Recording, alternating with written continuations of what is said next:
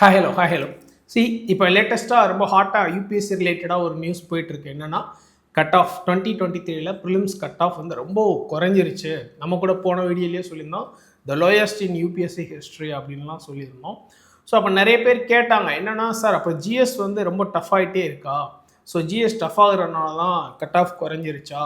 இனிமேல் GS paper இப்படி தான் டஃப் ஆகிட்டே இருக்குமா அப்படின்ற மாதிரி நிறைய பேர் கேட்டிருந்தாங்க. பட் ஆக்சுவலாக என்ன அப்படின்னு பார்த்தீங்கன்னா, நான் நிறைய ஆஸ்பிரண்ட்ஸ் கிட்ட பேசினேன், கிளியர் பண்ணாத ஆஸ்பிரண்ட்ஸ். அவங்க எல்லாரும் கொடுத்த இன்ஃபர்மேஷன் அண்ட் இன்னும் வேறு சிலர்கிட்ட டிஸ்கஸ் பண்ணதுலையுமே எனக்கு கிடைச்ச அப்டேட் என்னென்னா, ஜிஎஸ்ல எல்லாருமே நல்ல கட் ஆஃப். இன்ஃபேக்ட் ஜிஎஸ்ல 100 தாண்டினவங்க கூட சிசேட் கட் ஆஃப் போயிடுச்சுன்றதுனால தான் கிளியர் பண்ணல. பட் பேசிக்காக நமக்கு யூபிஎஸ்சி கொடுக்குற கட் ஆஃப் என்னென்னா, சிசேட்டில் யார் மினிமம் கட் ஆஃப் கிராஸ் பண்ணாங்களோ அவங்கள பேஸ் பண்ணி தான் ஜிஎஸ் கட் ஆஃபே ஃபிக்ஸ் ஆகுது. பட் ஆக்சுவலாக வெறும் ஜிஎஸ் கட் ஆஃப் எடுத்திருந்தா இன்னும் கொஞ்சம் அதிகமாகவே தான் ஆயிருக்கும். ஏன்னா ஜிஎஸ் கட் ஆஃப் வந்து நிறைய பேருக்கு ரொம்ப நல்ல கட் ஆஃப் வந்திருக்கு. பட் ஆனால் சிசேட்டில் அவங்க எல்லாருமே ஒரு க்ளோஸாக போய் 55, 59, 63 அந்த மாதிரி க்ளோஸாக போய் விட்டுருக்காங்க. ஸோ அப்போ என்னென்னா, this shows CSAT is getting tougher. CSAT paper 2 அதுதான் ரொம்ப டஃப் ஆகிட்டே இருக்கே தவிர, ஜிஎஸ் வந்து எப்பவும் போல் ஒரே ஸ்டாண்டர்டு தான். அது டஃப்பும் கிடையாது, ஈஸியும் கிடையாது, ஆஸ் யூஷுவல் ஒரு மாடரேட் ஜோனில் தான் நிற்கிது. பட் ஆனால் சிசேட் வந்து ரொம்ப டஃப் ஆகிட்டே இருக்குது. சிசேட்டில் வந்து பார்த்திங்கன்னா 33% மினிமம் நீங்கள் அடிக்கணும். மினிமம் கட் ஆஃப் தான்.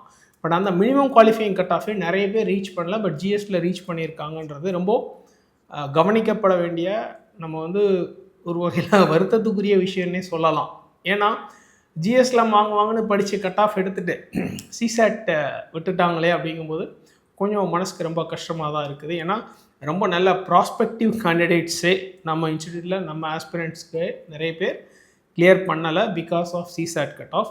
ஜிஎஸ் கட் ஆஃப் வந்து super.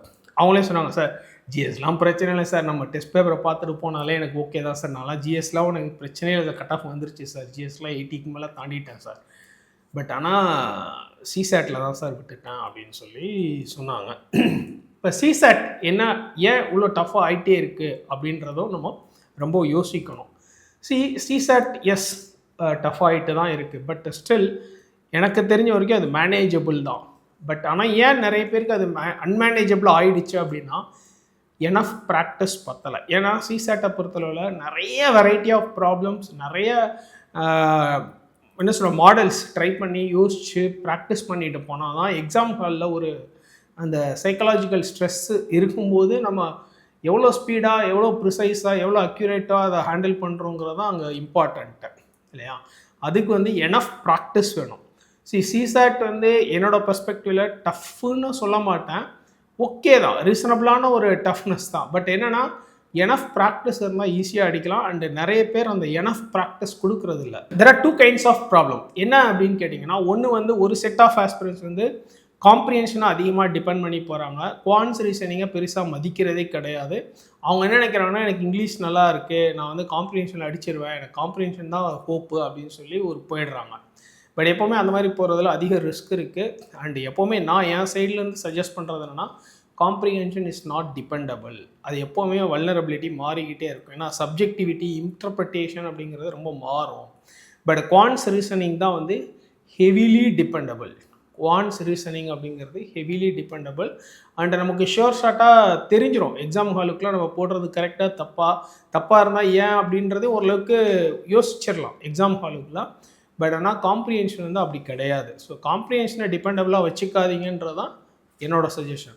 And the second kind of problem என்னென்னா, நிறைய பேர் ரொம்ப இன்னும் டெம்ப்ளேட்டாக படிச்சுட்டு இருக்காங்க.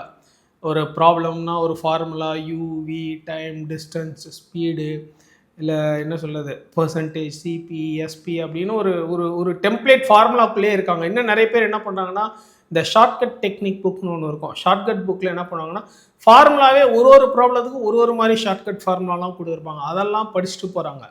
அண்ட் நான் எப்போவுமே கிளாஸில் ரிப்பீட்டடாக சொல்லுவேன், இந்த டெம்ப்ளேட் மாடலுக்குள்ளே போனீங்கன்னா யூ வில் பி ஸ்ட்ரக் அப்படின்னு சொல்லுவேன். பட் அது நிறைய பேர் இன்னும் புரிஞ்சுக்கிறதே கிடையாது.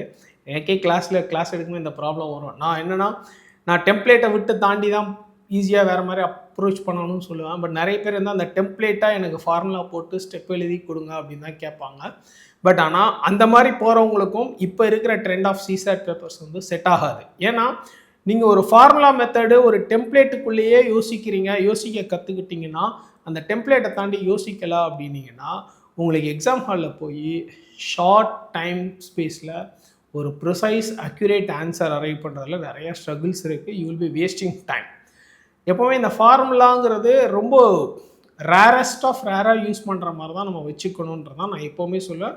நான் அதுக்கு நிறைய மெத்தட்ஸ் ஷார்ட்கட்டு இல்லை வேறு மாதிரி ஜம்ப் கட்ஸ் ஜென்ரலாக நான் என்ன சொல்லுவேன்னா கிளாஸில் நான் யூஸ் பண்ணுறதுல ஜம்ப் கட் மெத்தடு எப்படி அடித்து தூக்கலாம் அப்படின்னு சொல்லுவேன்.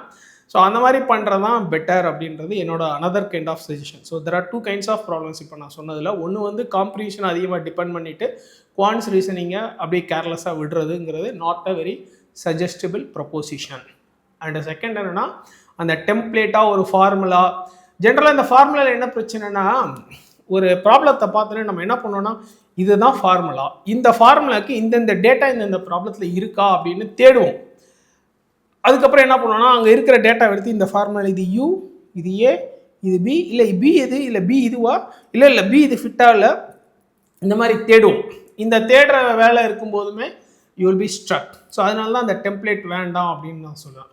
ஸோ இந்த 2 விஷயம் வந்து மேஜராக நான் ஆஸ்பிரன்ஸ் கிட்ட அப்சர்வ் பண்ணுற ஒரு பிரச்சனை. And last but not the least, enough practice.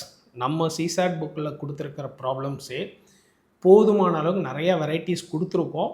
நீங்கள் அதை நிறையா ப்ராக்டிஸ் பண்ணாலே உங்களோட தாட் ப்ராசஸ்ங்கிறது நல்லா டியூன் ஆகிடும். இன்ஃபேக்ட் லாஸ்ட் இயர் வந்து ஒரு நிறைய கொஸ்டின்ஸ் இருக்குது. பட் ஸ்பெசிஃபிக்காக ஒரு கொஸ்டின் அந்த கியூபாயில் ஒரு கொஸ்டின் அப்படியே நம்ம சிசாட்டில் வந்து ஒரு எக்ஸாம்பிளாக நம்ம இல்லஸ்ட்ரேஷனாக கொடுத்துருக்கோம். அதே ப்ராப்ளம் போன வருஷம் யூபிஎஸ்சியில் ப்ரிலிம்ஸில் கேட்டிருக்காங்க. ஸோ இதெல்லாம் நான் எத்தனை டைம் வந்து சொன்னாலும் அதை கொஞ்சம் பேர் ஏற்றுக்கிறாங்க, நிறைய பேர் ஏற்றுக்கிறதே கிடையாது. அவங்க இன்னும் அந்த டெம்ப்ளேட்டுக்குள்ளேயே தான் இருக்காங்க. பட் அவங்க நினச்சி I feel sorry for them, வேறு என்ன சொல்ல முடியும். But one thing is sure, CSAT வந்து எவ்ரி இயர் அந்த டஃப்னஸ் இன்க்ரீஸ் ஆகிட்டே இருக்குது. பட் என்னோடய பர்ஸ்பெக்டிவில் டஃப்னஸ் இன்க்ரீஸ் ஆகுதுங்கிறத விட அந்த யோசிக்கிற அந்த டெம்ப்ளேட்லேருந்து அவன் கொஞ்சம் டீவியேஷன் ஆகி போயிட்டுருக்கான். நம்மளும் அதுக்கேற்ற மாதிரி கொஞ்சம் மாற்றி யோசிக்க தெரிஞ்சுக்கணும். மாற்றி யோசிக்க தெரிஞ்சால் தான் இனிமேலாம் சிசாட்டில் தப்பிக்க முடியும் அப்படிங்கிறதான் என்னோடய observation. Right, fine.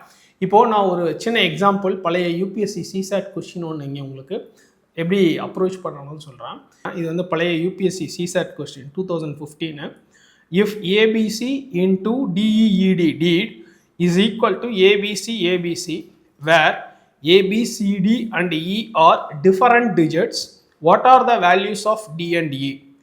Option A D2 E0, option B D0 E1, option C D1 E0, option D D1 E2.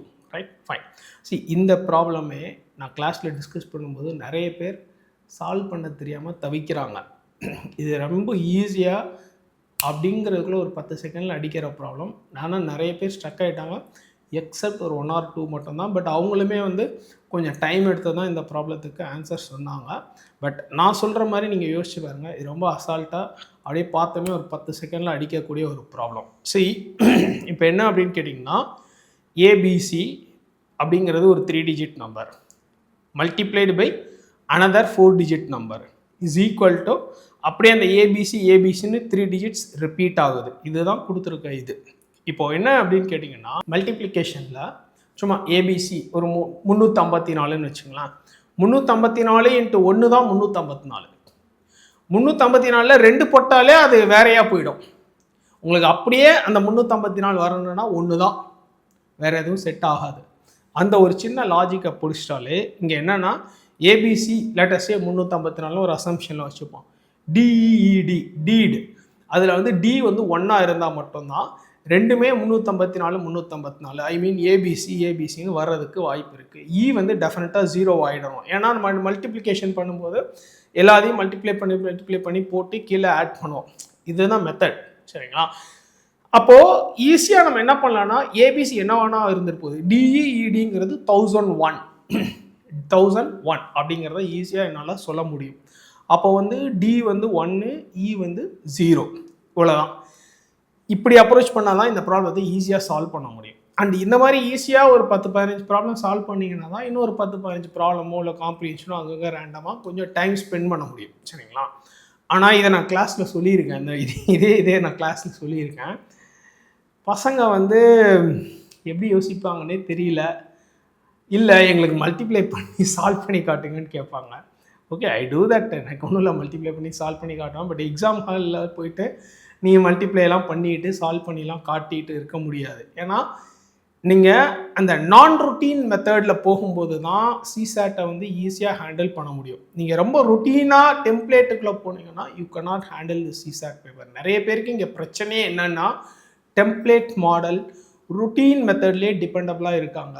நான் ரிப்பீட்டடாக சொல்கிறேன், டெம்ப்ளேட் மாடல் ரொட்டீன் மெத்தடை தாண்டி யோசிங்க, மாற்றி யோசிங்க. இப்போ இந்த ப்ராப்ளத்துக்கு வந்து நான் ஏபிசி இன்ட்டு டிஇடி, ஓ இது 1, so E into 1, so D into 1, C into 2 போட்டு போட்டு போட்டு போட்டு பார்த்தோன்னா 15 நிமிஷம் ஆகும் இந்த ப்ராப்ளத்தை சால்வ் பண்ணுறதுக்கு. இல்லை முடியாமல் கூட போயிடலாம், சில இருக்கலாம்.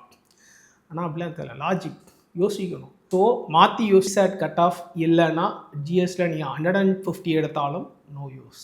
That's it, right? Wish you all the very best. Thank you.